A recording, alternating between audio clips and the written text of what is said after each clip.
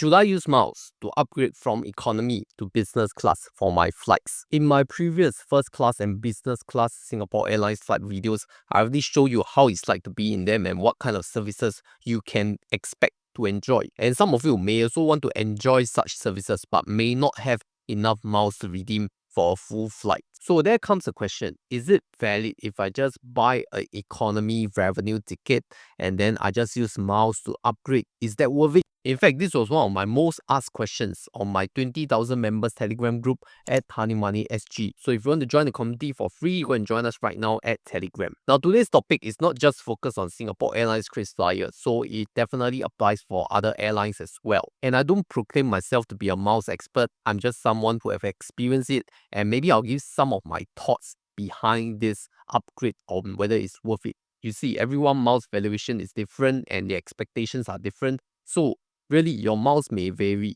right? What may apply for me may not apply to you. But for the purpose of this video, I'll set out the context of tolerance level, right? How far can I tolerate? So for flights 3 hours and below, I'm okay to take budget flights. Then for flights 6 hours and below, I'm very willing to take economy. Lastly, for flights 6 hours and above, then I will consider to take a business class or at least a premium economy if that allows. Now, if you want the too long didn't read answer on whether it's worth it to upgrade your flight to business, I'll give you some facts. Full miles redemptions will always be more worth it than cash plus miles redemption because on the way you calculate and use your miles. The second thing is, if I'm flying on economy on my own money, I paid out of my own pocket, then I will never consider it. But if the company is paying for my economy flight ticket and I have sufficient miles to upgrade it, then I may consider if the numbers make sense. So then the question is, what is the number that makes sense, right? There are a few factors to consider, so let's go through the first one, which is your miles valuation, your personal value for mile. And this is where we need to calculate the cost per mile for the upgrade. How you do that is that you divide the number of miles required by the cost price for you to do that upgrade. And I'll show you a specific example. If the upgrade from economy to business costs you 20,000 miles and the cash ticket difference is $400, you will just take $400, divide by 20,000 miles, and that is around 2 cents per mile. And generally, a good value is between 1.5 to 2 cents per mile. That's what I will be willing to pay if I want to upgrade. Of course, that varies from different airlines to different people and their expectations, but I would say that this is quite a worth it upgrade in my opinion. Once again, I don't claim to be a miles expert, it's just what I expect that I will pay, alright? The valuation may differ for other people.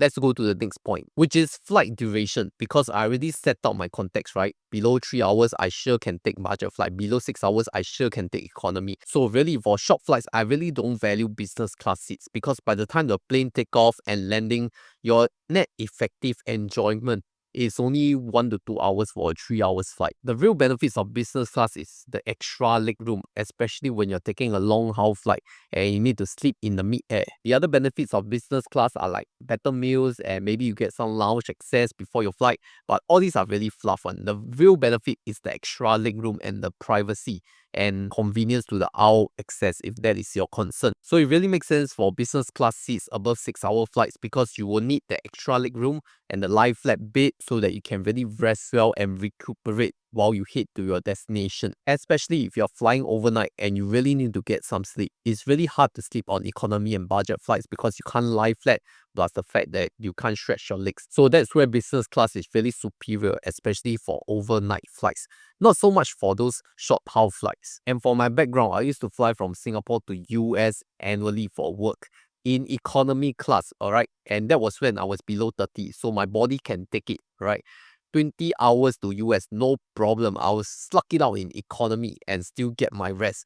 But if you ask me now, as a 30-something year old, and fly like 20 hours in economy, maybe I'll take a second thought. And since the company has already paid for the economy flight ticket, maybe I'll consider the upgrade if I have sufficient miles and I really want some comfort during my flight. So for those of you who are below 30, I don't think it's an issue for you because I've done it. But for those in their 30s and 40s, maybe it's a very good option if you have that sufficient miles and you need that comfort, and you enjoy the value of sitting in the business class seat for long-haul flights, strongly consider it. If you are a trader, then you have to look at Tiger Broker's Cash Boost account or CBA. With Tiger CBA, you can open an account in just 3 minutes using SingPass and trade stocks or ETFs on markets like SGX, New York Stock Exchange, Nasdaq, HKEX, and China A shares, with an added boost of 20,000 Singapore dollars or more. To learn more about how this works, check out the website in the link provided. One of Tiger CBA's unique features is that it gives you the option to realize your profits or pay for your losses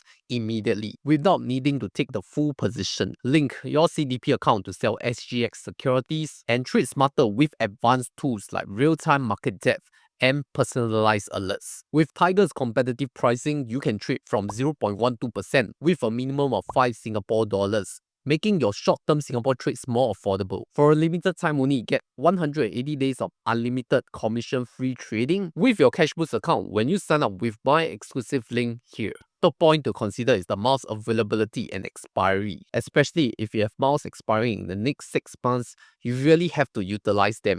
Either you have to do a full redemption of a flight, but if you can do that, you won't have this question, right? It's probably like you have 10 to 20,000 or even 30,000 miles, not enough for your next business class redemption ticket. And they are expiring really soon, in the next 6 months. So it's better to just spend it and use it for the upgrade rather than forgetting about it. Then they expire. Wow, then really gone case. Cannot use anymore. So in miles accumulation, the earning part is only one thing. The other part is redeeming. Are you fast enough to accumulate all those miles for you to redeem the next flight? And if not, what are the alternatives? Then come this alternative on whether you want to upgrade it using your miles. Of course, if your miles are not expiring in the next 6 months, I think you don't have to worry about it. Just continue earning on your high spend cards and any welcome offers or sign up offers that you can grab so that it can boost your miles for the next full redemption, right? If you have that option, you don't have to come into this video and look anymore because you will just focus on your next redemption flight for business class or first class. Lastly, I want to talk about the trip purpose and the budget because it could either be a leisure trip or a business trip, and that will change the way on how you value things. If it's a leisure trip and you're fully comfortable in economy, right? You're traveling with a bunch of friends, all of you are slugging it out in economy. I think that is fine, right? You have company. Then saving your miles for the next special occasion or your next trip with your loved one may be more valuable because some of you may be traveling with kids or traveling with elderly parents and you may have to take care of them. Cannot be they all see economy, then you go and take business. Then who is going to take care of them, right? So you have to bear that in mind. Now, if you're flying for business or special occasions, then I think there is a sense for you to upgrade to business class, right? Especially when you're flying for business, you want to go for an important meeting, you want to meet an important client in the destination country, you want to be well refreshed and waken up in a prime state, rather than having to deal with jet lag and, very bad sleeping pattern or habits on the plane. Then you landed and you are in a very sluggish state. I think that will cost you your business and your work. Of course, you could say that the responsibility is on the company to pay for you, but not all companies are that generous to upgrade you to business class for free. To me, the company's responsibility is to get you there to your destination safe and on time. And that is their responsibility. Your responsibility is to take care of your own health. If you know you cannot take economy on a long haul flight and you're going to suffer from back pain and not enough sleep, then it's better for you to use your miles, right? Take care of our own health first, okay? Health is yours, money is the company one. Then I guess that's when upgrading to business class is really worth it. The other one is like if you're celebrating a special occasion, like on a honeymoon or on a birthday or anniversary. So you may not have enough miles for a full redemption flight, but you could afford, to upgrade your paid economy revenue flights to a business class using some miles. I think it's worth it, right? Just make your other half or special partner happy. Everyone will have a great trip experience. So to sum it up, is it worth it or not? For short haul flights, it's definitely not worth it, at least for myself.